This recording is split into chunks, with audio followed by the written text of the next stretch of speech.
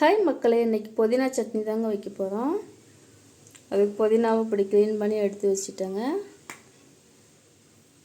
சின்ன வெங்காயம், பூண்டு கொஞ்சம், கறிவேப்பிலை கொஞ்சம், தக்காளி ஒன்று கட் பண்ணி எடுத்து வச்சுட்டேன், 2 காஞ்ச மிளகாங்க, புளி கொஞ்சம், தேங்காய் கொஞ்சம் துருவி வச்சுக்கிட்டேன், கடுகு கொஞ்சம், உப்பு தேவையான அளவுங்க.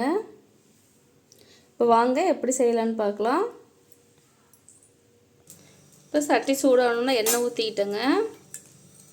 அடுத்து கடுகு போட்டுக்கலாம். கடுகு நல்லா வெடிக்கட்டும்.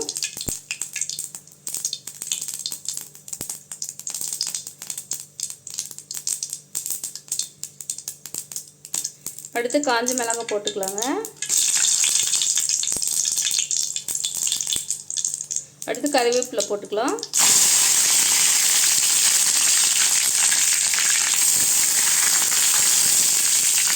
அடுத்து சின்ன வெங்காயம் சேர்த்துக்கலாங்க.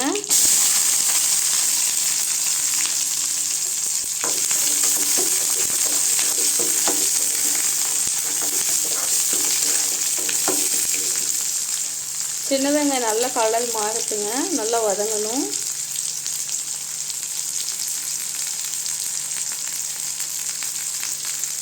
அடுத்து பூண்டு கொஞ்சம் சேர்த்துக்கலாங்க.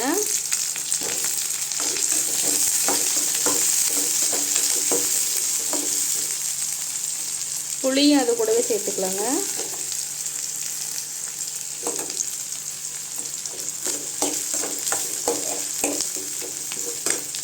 எல்லாம் நல்லா வதங்கட்டுங்க.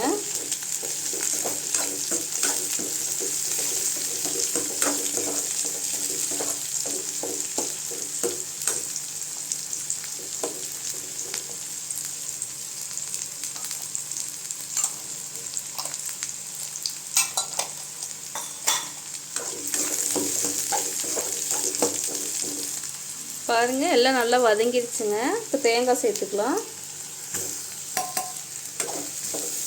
தேங்காய் 1 நிமிஷம் மட்டும் வதக்கி கொடுங்க போதும்.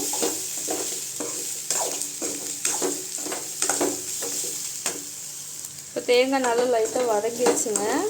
வேறு பாத்திரத்தில் மாற்றி வச்சுக்கலாம். அதே பாத்திரத்தில் கொஞ்சம் எண்ணெய் சேர்த்துட்டு புதினா சேர்த்துக்கலாங்க.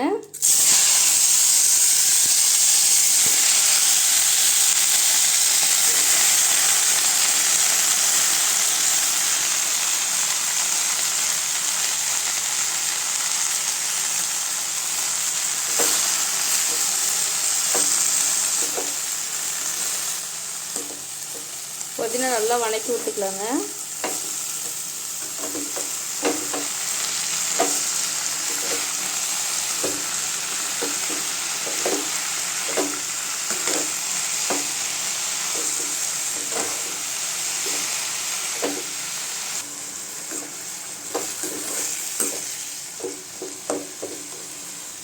புதினா நல்லா வதங்கிடுச்சுங்க. அதையும் ஒரு பாத்திரத்துக்கு மாற்றிக்கலாம்.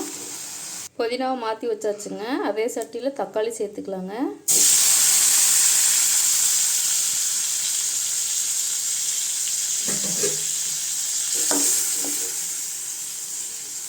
உப்பு சேர்த்துக்கலாங்க.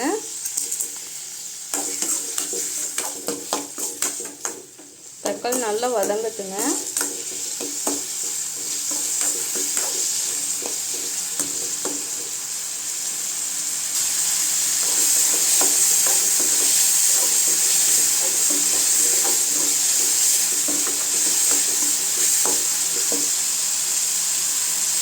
தக்காளி நல்லா வதங்கிடுச்சுங்க. அதையும் புதினா கூட சேர்த்துக்கலாம். பாருங்கள், எல்லாத்தையும் நல்லா வதக்கியாச்சுங்க. அரைச்சிட்டு பார்க்கலாம். சட்டி ரெடி ஆயிடுச்சுங்க. அரைச்சிட்டு வந்தாச்சு. இது சாப்பாடு, தோசை, இட்லிக்கெல்லாம் நல்லா இருக்குங்க. ட்ரை பண்ணி பாருங்கள். பிடிச்சிருந்தா லைக் பண்ணுங்கள், ஷேர் பண்ணுங்கள், சப்ஸ்கிரைப் பண்ணுங்கள்.